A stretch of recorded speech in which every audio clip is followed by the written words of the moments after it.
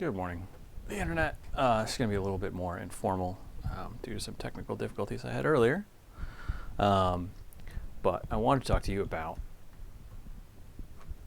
the fact that the Republican Party is not a political party. I've said that before, but I heard a particularly illustrative example of why that's important to reiterate. I've been a long-term fan of the Slate's political Gabfest. The technical problem is that my cat is really present this morning. So I heard John Dickerson speaking on the Slate's political Gabfest. John Dickerson, better known for other more prominent projects, is the most fair-minded person I've ever encountered in media.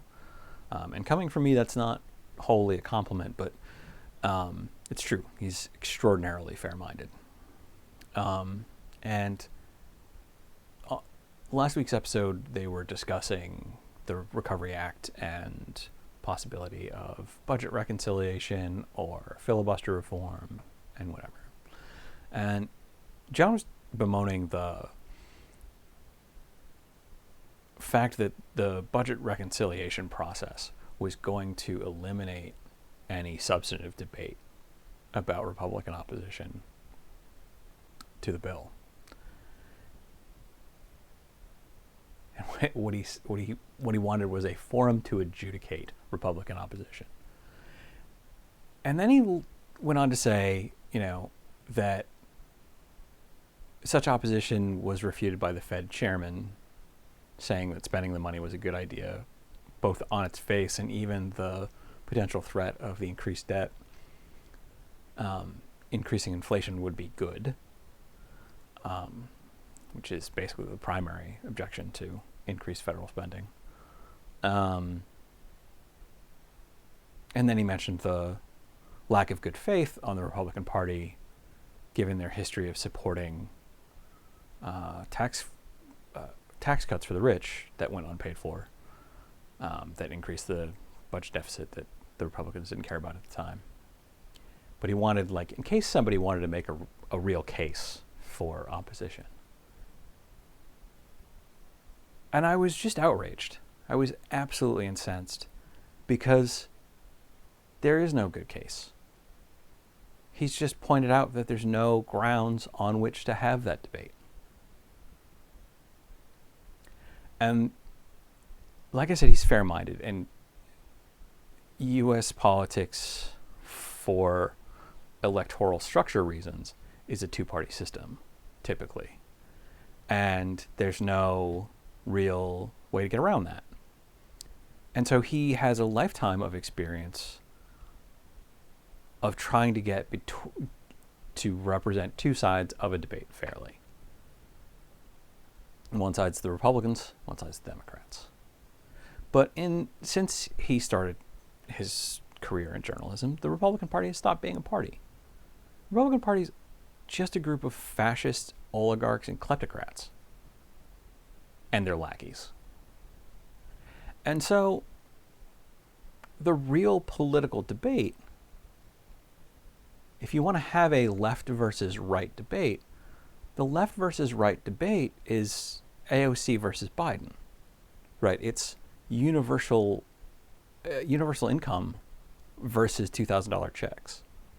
There is no responsible political reason not to have a Recovery Act, a huge one. There's no reasonable political debate to be had on that front. Now, there's a reasonable, left versus right debate, but it's all inside the Democratic Party because the Republican Party is not a political party.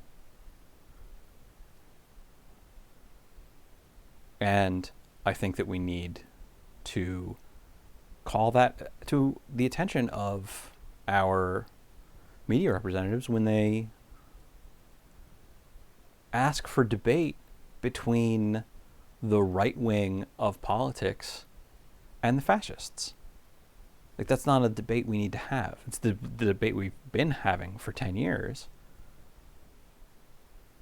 is between, what internationally is, the right wing of politics and what in, collapsing democracies like ours is the incipient power, is the incipient fascism of oligarchy. And I don't know how to convince anybody else of this. I don't know how to go outside of the choir. But I just wanted to point out an example of why this distinction that would be relevant and actionable. And also just to have a fair-minded person ask for debate and then talk about how the people he wants on one side of the debate are a bunch of liars. I just don't. What does that, because I've listened to that guy for a long time, and he's super smart and he is super on top of the stuff. He's a great guy. But he was like, oh, shucks. We're not going to get a proper contentful debate on the merits. And he just 100% missed the mark. And it was wild.